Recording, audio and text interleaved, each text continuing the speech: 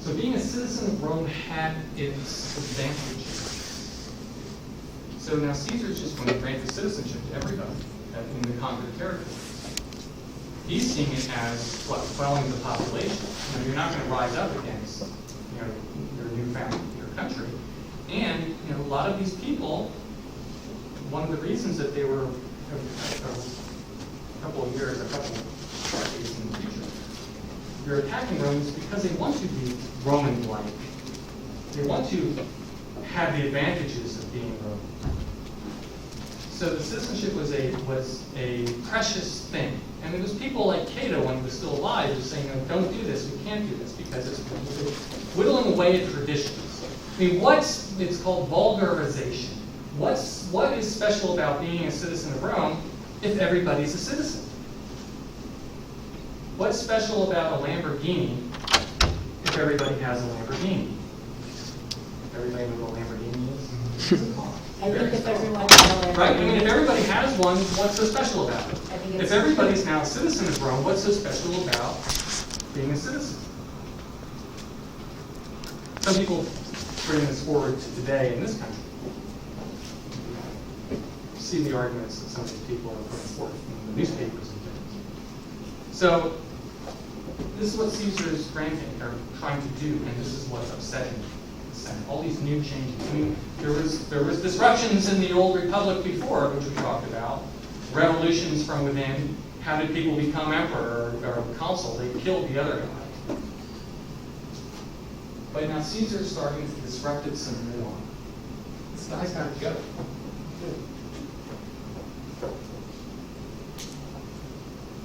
Where's Renus? There's Renus among them, no? Never mind.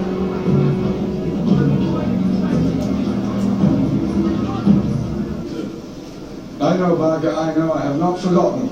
If I may, gracious Caesar, you're going to consider revoking my brother's exile. I'm still considering it. Take your hand off me.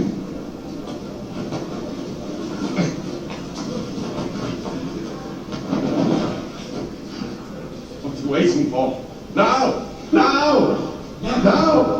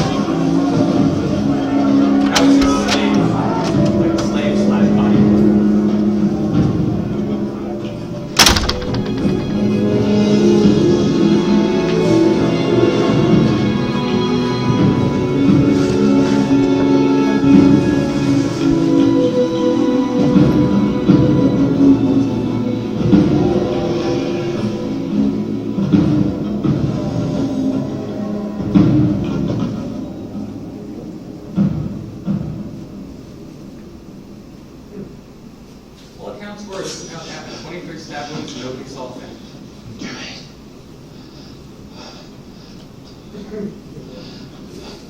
That's Brutus.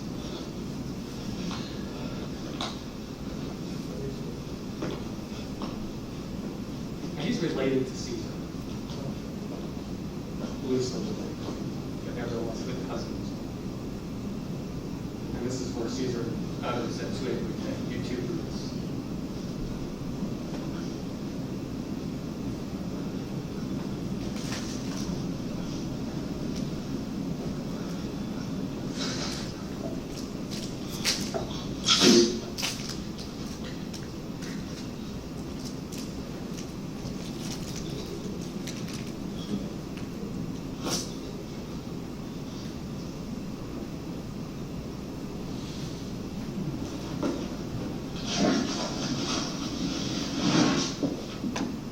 This sets in motion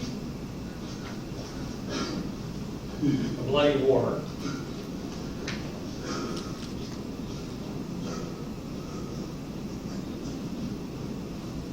He has to cover his head. If you're done, try to cover your head. So not only so people can see it, but it's just like religious leaders.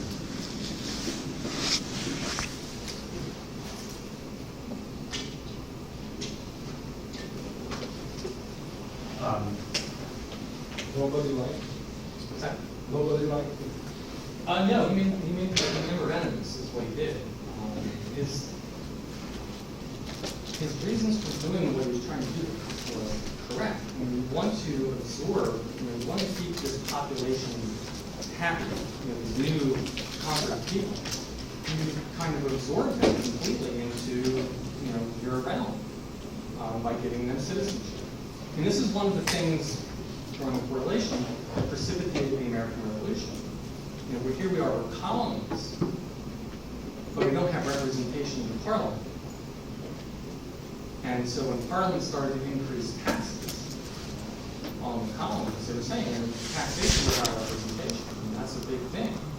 Even in Rome, these people have representation. And so this is what's pushing the colonists over the edge, taxation without representation. In the Wedgwood Rebellion, we had no representation in Parliament. So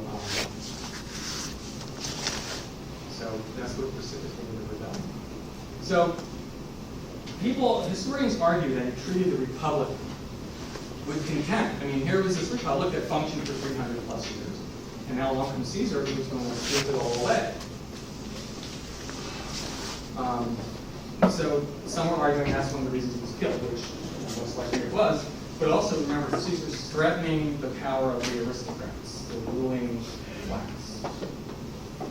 He instituted the Julian calendar, which we talked about. Julian calendar is the calendar we basically have now. Book Gregory, it was changed a little bit, but the calendar we work with today is the Julian calendar named after Julius Caesar.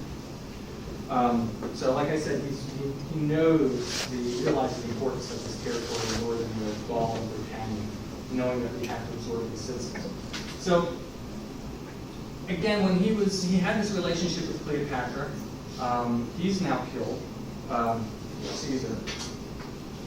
And so Cleopatra is now thinking, geez, I have this son who will now become what? Emperor. Well, so, Cleopatra, she was ruler at 18, with her 10-year-old brother, as I said, Ptolemy, 13, who she married. She refused to share power with her brother. War broke out.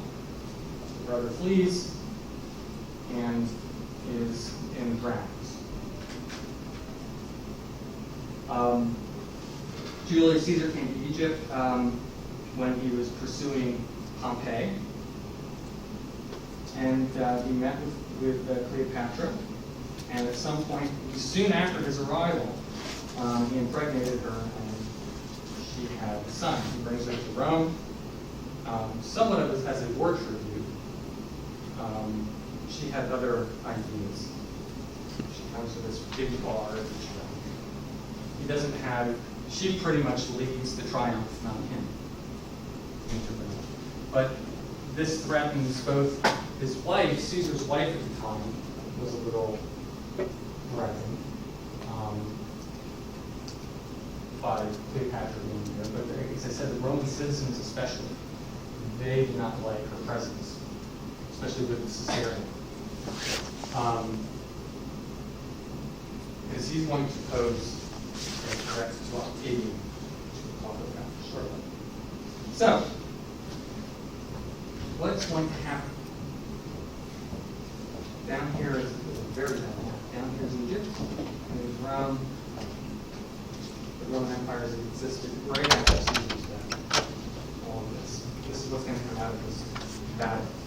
So, here is Octavian on the right, and Mark Antony, not Antony. So Octavian, he and Mark Antony and this guy called Marcus Lepidus, who's a senator, they're going to join forces together. It's going to be the second triumvirate. Remember the first triumvirate, Caesar, Gracchus, and then Pompey. That was the first triumvirate. This is the second triumvirate. Mark Antony, Marcus Lepidus, and Octavian.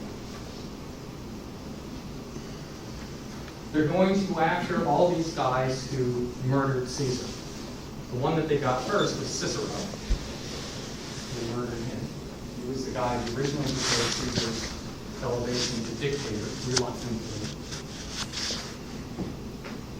And then they're going to go about chasing down Brutus and Crassus.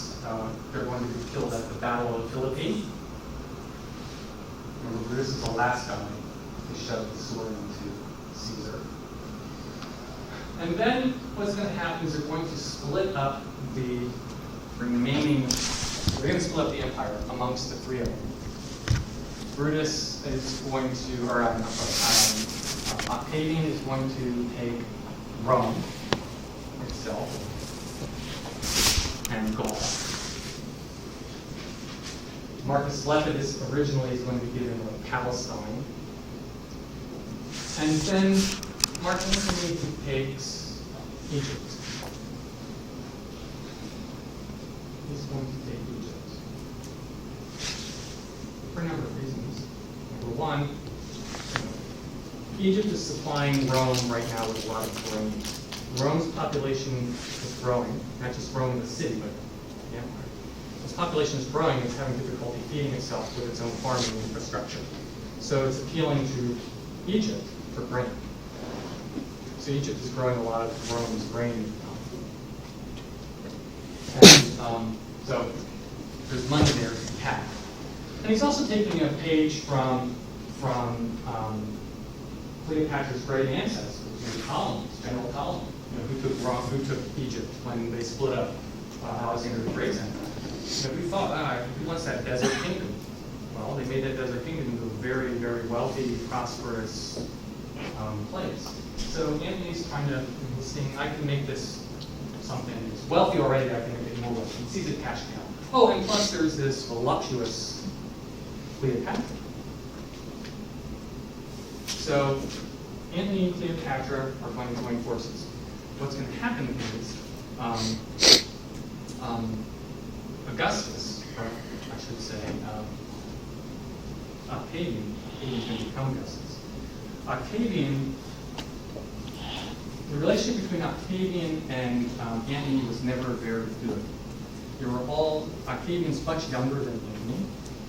Antony's in his late 30s, Octavian's in his early 20s. Octavian is named Caesar's heir, actually. Caesar adopts him as his son. He's actually his great nephew, but he adopts him as his son. But Caesar also had a lot of admiration for